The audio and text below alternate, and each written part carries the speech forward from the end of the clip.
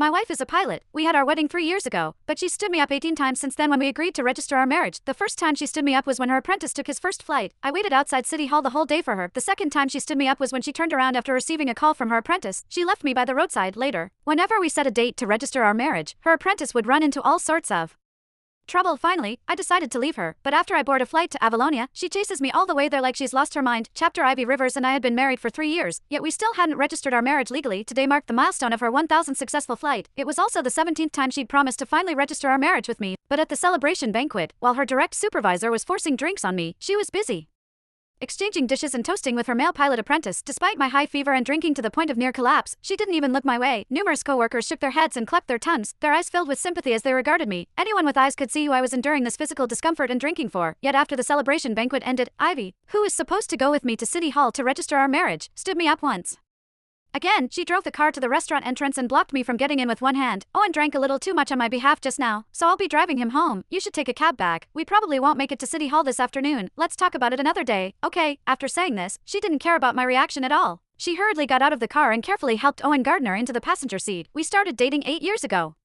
and had been married for 3 years. This was already the 17th time Ivy had postponed our marriage registration because of Owen. Usually at times like this, I would have broken down, shouting, arguing with her and demanding answers. Who exactly was her husband, who had just been drinking on her behalf? But this time, I just smiled slightly. All right, be careful on the road. Ivy paused at my words, seemingly surprised by my calm attitude today. After a moment, she returned to her cold demeanor.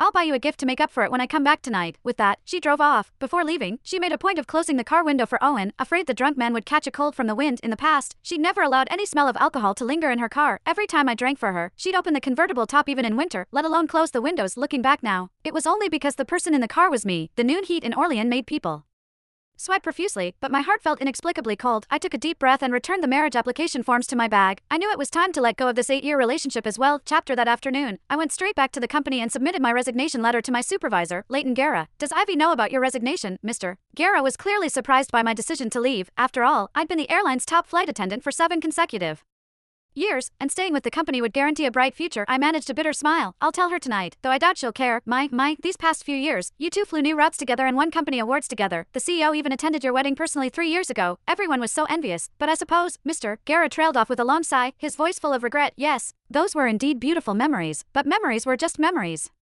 We could never go back. After submitting my resignation, I returned home around 10:00 p.m. The house was eerily quiet and empty. On my phone, a social media post from Owen popped up because he'd specifically tagged me. The caption read, "Special thanks to my beautiful mentor for staying by my side all afternoon. As a thank you, I'm taking her to Marcus Vale's concert tomorrow. Looking forward to it." I knew then that Ivy, who'd said she'd come home at noon, wouldn't be returning.